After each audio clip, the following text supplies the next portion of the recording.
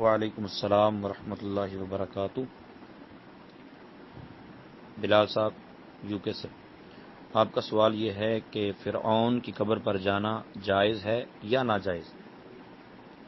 سورۃ توبہ کی آیت نمبر 84، اللہ تعالیٰ ارشاد فرماتا ہے وَلَا تُصَلِّ عَلَىٰ أَحَدٍ مِّنْهُمْ مَاتَ أَبَدًا وَلَا تَقُمْ عَلَىٰ قَبْرِهِ۔ محبوب پاک علیہ السلام کو حکم دیا، محبوب کفار و منافقین مشرکین ان کے اوپر نماز بھی نہیں پڑھنی، یعنی منافق کی نماز بھی نہیں پڑھنی، ولا تقم علی قبرہ، اور اس کی قبر پہ بھی کھڑے نہیں ہونا۔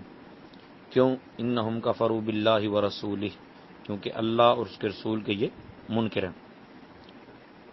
مگر مرآۃ المناجی شرح مشکات المصابیح جلد نمبر 8 صفحہ نمبر 240 پر صحیح مسلم کے حوالے سے ایک روایت ہے جس میں نبی پاک صلی اللہ علیہ وآلہ وسلم کفار کو میدان بدر کے مقام پر کنویں میں پھینک کے ان کے اوپر کھڑے ہوئے اور ان کو خطاب فرمایا۔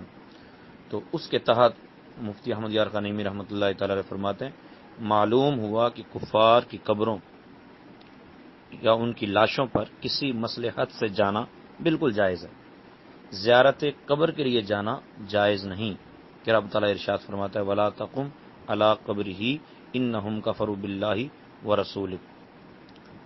لہذا اگر فرعون کی لاش کوئی دیکھنے کے لیے اس لیے جاتا ہے کہ عبرت پکڑے تو جائز ہے، یا کسی کافر کی قبر پر کوئی اس لیے جاتا ہے کہ عبرت پکڑے تو جائز ہے۔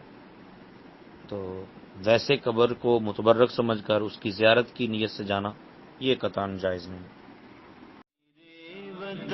یہ عقیدتیں اور پیار تجھ پہ نثار کر